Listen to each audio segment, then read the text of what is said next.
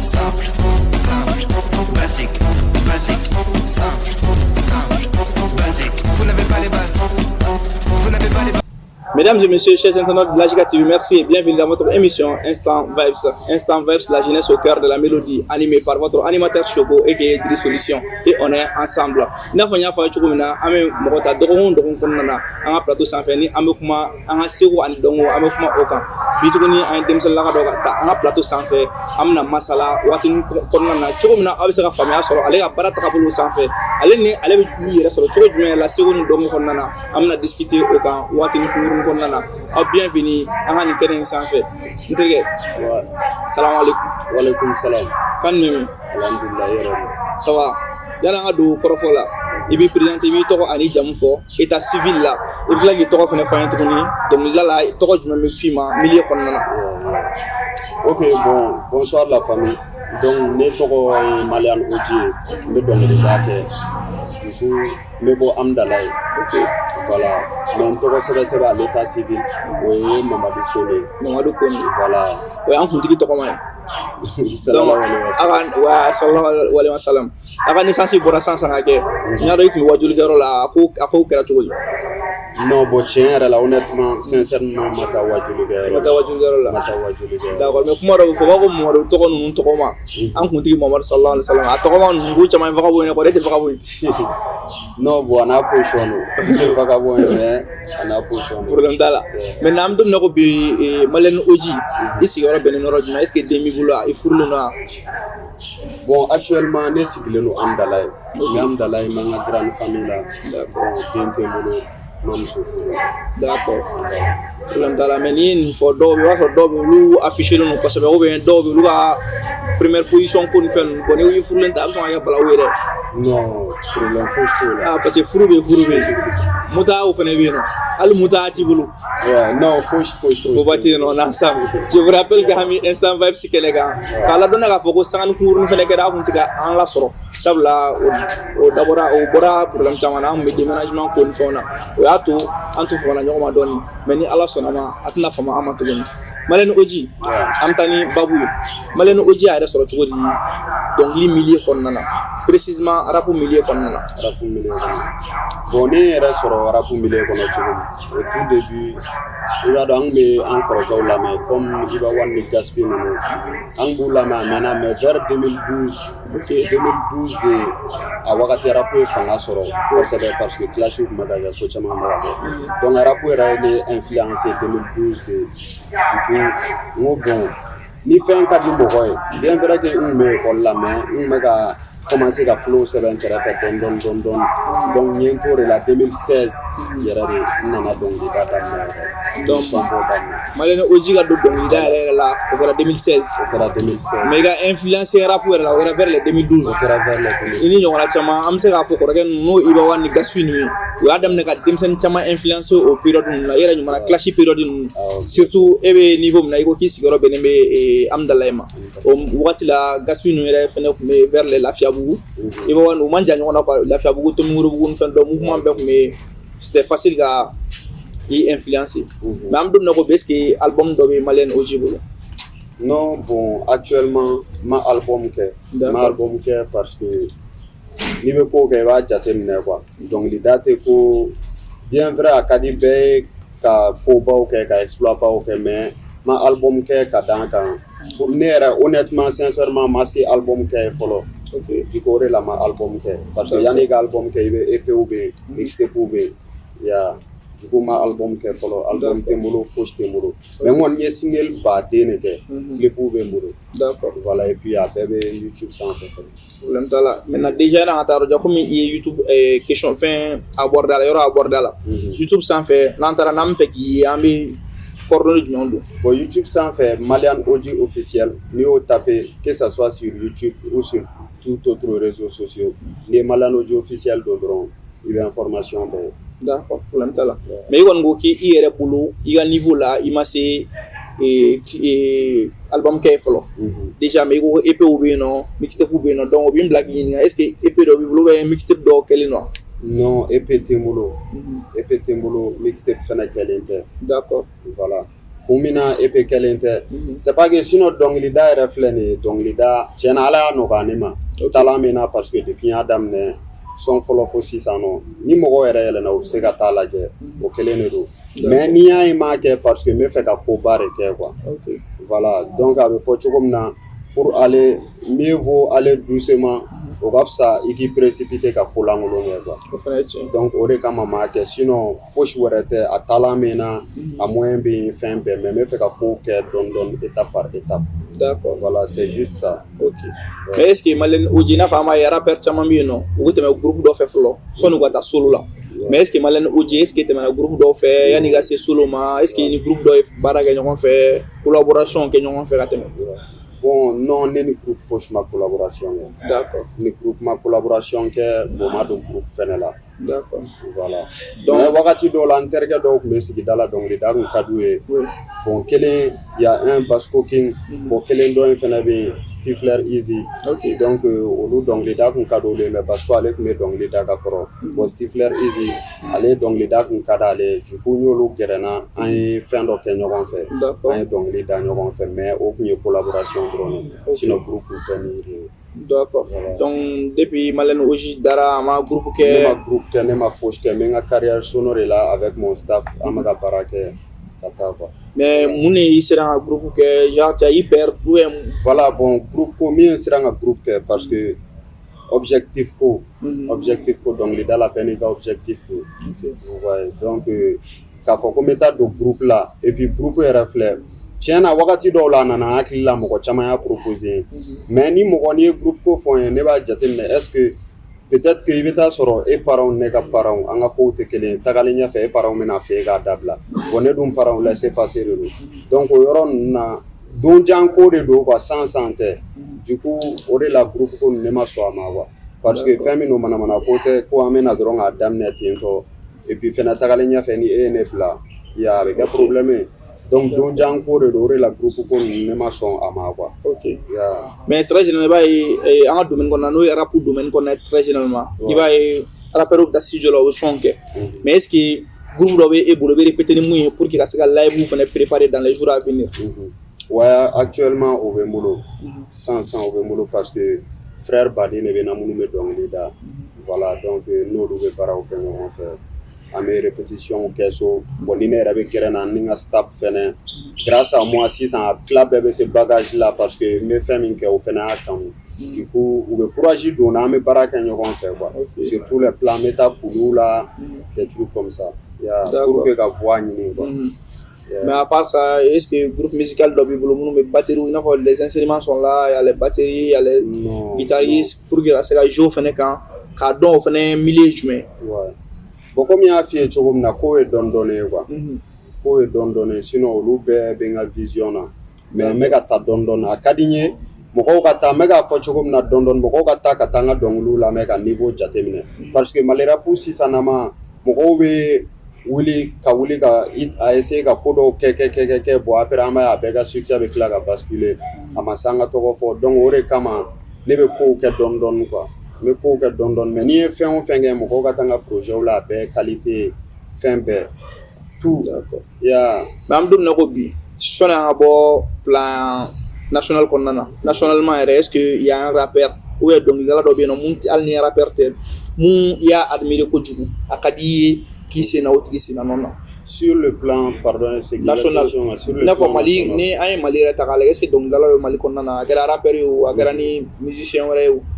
Donc là dɔ mun ka di ye k'i sen na nɔ na. Ouais. Bon Mali la tiɲɛ yɛrɛ la dɔnkilidala tɛ directement min ka di ne ye k'an sen da a sen na yɔrɔ la mais c'est comme Iba One ale ka motivation n'a ka engagement o de ka di n ye ale la. Yeah. Donc Talbi ale lui les visionnaires ale ka détermination o de fɛnɛ ka di n ye jogo dɔw de b'u la mun ka di n ye sinon k'a fɔ min sen da o sen da nɔ la directement non y a pas ça. D'accord. Ok ni y'a faamuya e ta ye sigi analyse k'i ye jateminɛ kɛ i y'o bɛɛ analyse i b'a sɔrɔ partie dɔ bɛ na ka di n ye i b'o ta o bɛ se ka kɛ atout i ma. Voilà Ça aussi, c'est une très bonne idée parce que ni à Tagalé, au bout de la parce que ça académie. Donc, je vais imiter la personne, mais il faut qu'elle ait des incarnations directement. Donc, souvent, ni il y a des limité parce que à tout doit être là, c'est développer. Ça aussi, c'est une très bonne idée. Mais, en dehors de Robi, il y a genre musique, tu connais bien, on la met à musique mandeng, il doit y avoir un rap pour qu'on a musicalement, ne be artiste bela me.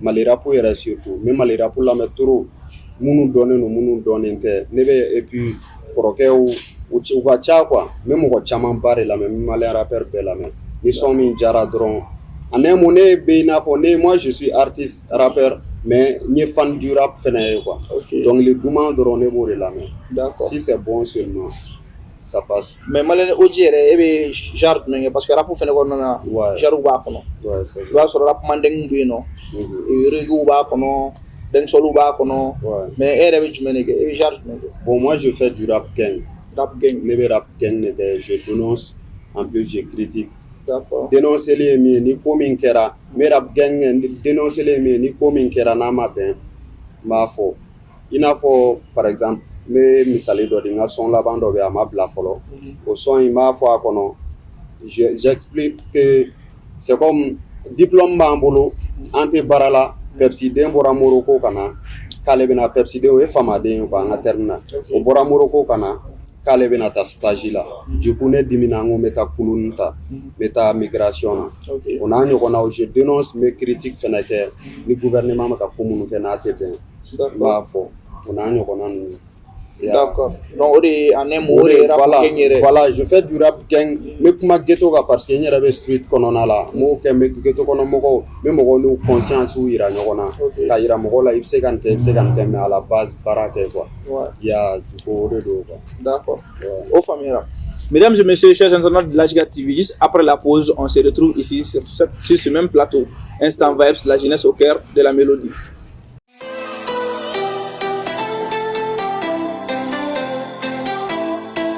Malide tiɲɛna muso gɛlɛya de b'aw kan aw mago ɲɛ sɛbɛnw sɔrɔli la damatɛmɛ wale tara k'aw sɛgɛrɛ sirabaw kan binkani wale cɛnimusoya sira kan o tara k'aw sɛgɛrɛ adamaden jago o tara k'aw sɛgɛrɛ damakɛɲɛbaliya sariya ɲɛkɔrɔ walima adamadenw ka hakɛ o tiɲɛni sira o sira kan o tara k'aw sɛgɛrɛ aw mago bɛ dɛmɛ la ani aw t'a dɔn aw b'a fɔ yɔrɔ min o tɛ kamana ganko ye bilen. Association des jeunes pour la citoyenneté active et la démocratie n'a bɛ f'o ma ko AJICAD Mali o ye cakɛdaw bila aw bolokɔrɔ ni olu bɛ wele ko bureau d'assistance et de plaidoyer citoyen BAPC Bamako, Sikasso ani Kucala. BAPC o ye k'aw lamɛn k'aw ladi k'aw bilasira ani ka to aw kɛrɛfɛ. N'aw mago bɛ dɛmɛ la aw kana siga ka BAPC baarakɛlaw kɔri ni nɛgɛjuru sira ninnu na. Bamako 74 15 30 30 walima 64 15 30 ani 30. Sikasso 64 55 14 14. Kucala 75 37 37 28. Ni musakataw kun a y'an kɔri an b'aw wele.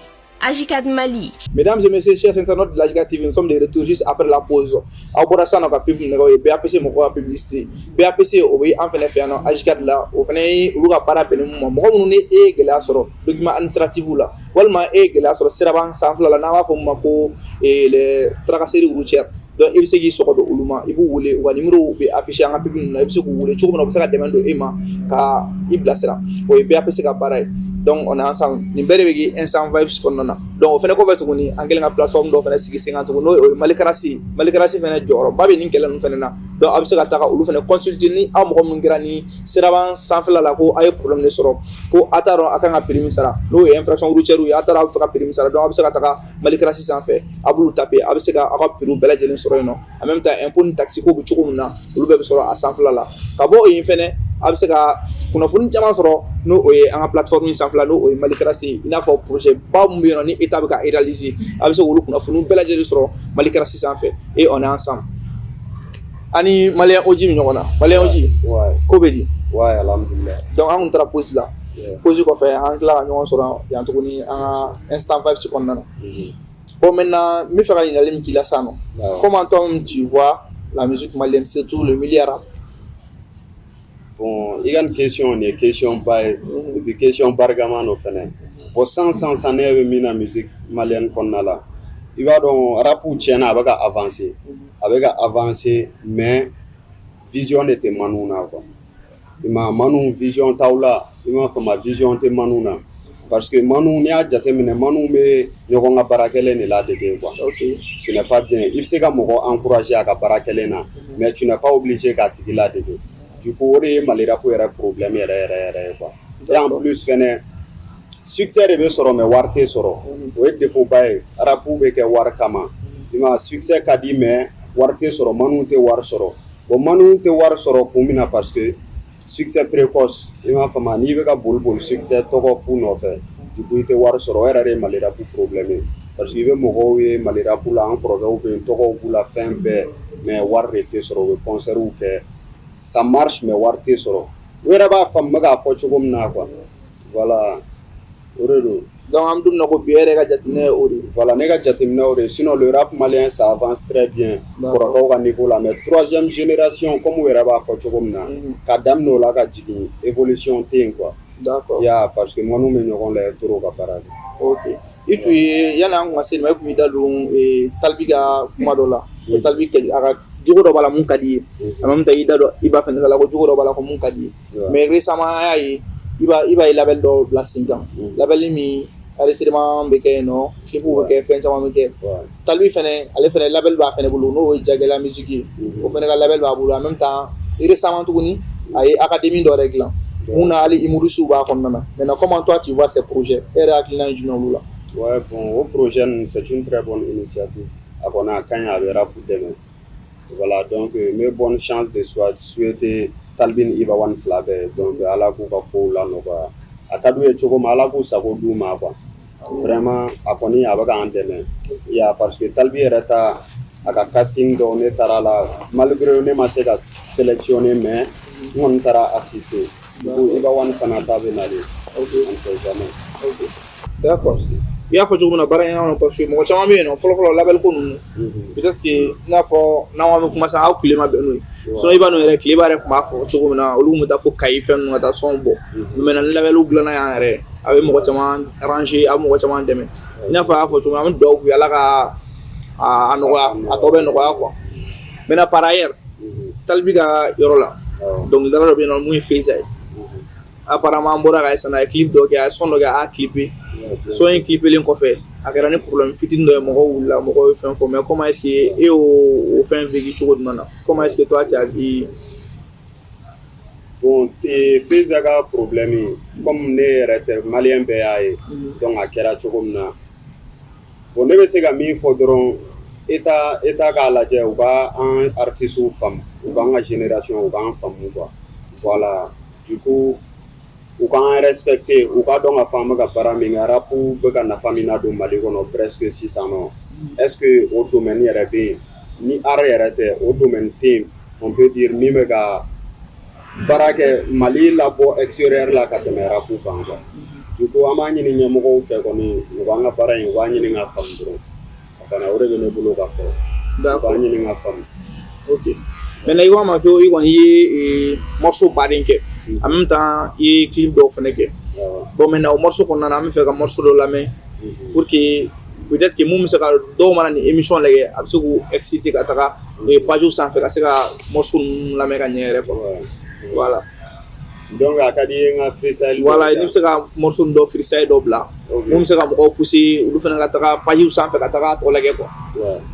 OK bon mina freestyle nga sondo be avec ko frère abora mena don OK voilà donc me aller freestyle do di d'accord yere nege nga di MC Bowie barate kew be fere ga briller sabali chey ga manute falier kana malira pour que jamuye kununi bio te kelenye adama deun te kelenye vrexe ou be ga flexer ninga Jordan be ga planer kuma bana mena juku faga era pebe sana pusite na sena kuma donga kala kana fibe kala sino manu mi kala d'accord ni ga morceau do no o connaît d'accord problème dans la fi afa chugum na déjà y mo invité pas jour sans fait donc mo ko ça ta pas jour sans fait pour que ça morceau nous soro ka la mais ak les sigilina la ka donc après afana ko barami maintenant est-ce que il y a objectif dans 2 ans 3 ans comment tu te vois dans 2 ans 3 ans Bon, dans 2 ans, 3 ans, je me vois d'abord, mais on va sur EP Bembolo, mixtape Bembolo, clip Chaman Kera, Mokoba Ankono Femununa, on va sur un concert Kefene,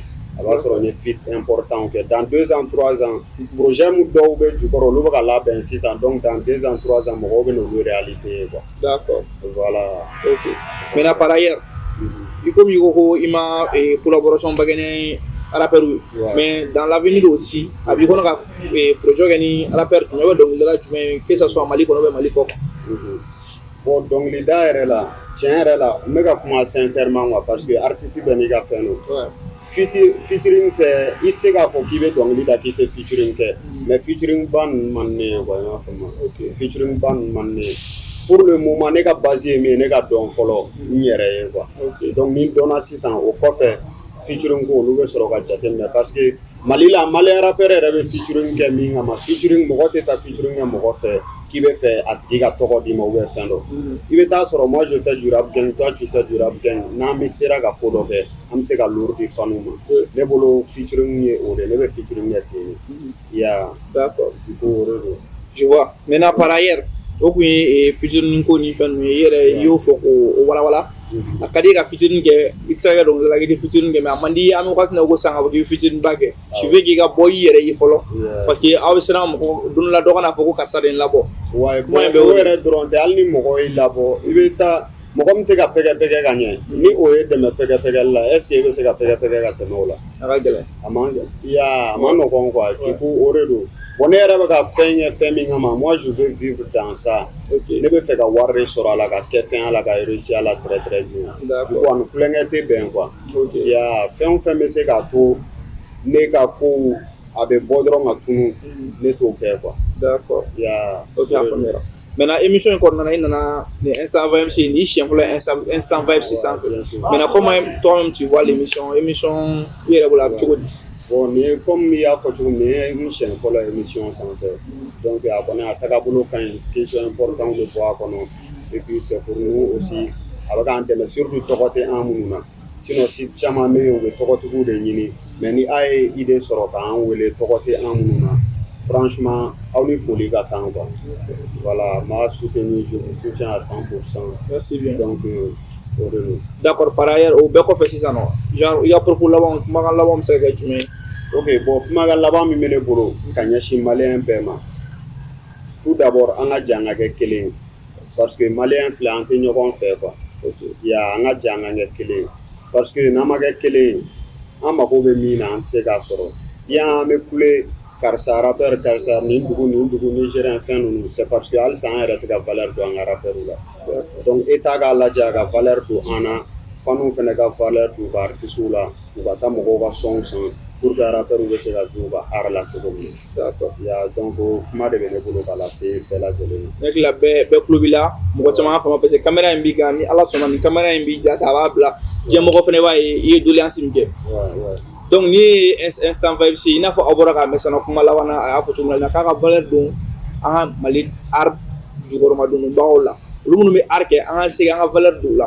ko eta malen fene ki kofla ula ka don afo lu fene ga barado de ke to mo observe competition ke ni GMI donc u aklito oro la kona fo kubu mune u ga bogata do ma u ga yin u fam ni ñoo fam do ni akacha ala fe an la ngini mi abesoro donc amma fo al sisano malen oji alaka atobe no alaka sangortanti al sisano donc on est ensemble. Oui, merci. Mesdames et messieurs, chers internautes de la Giga TV, nous avons une émission pour Instant Vibe.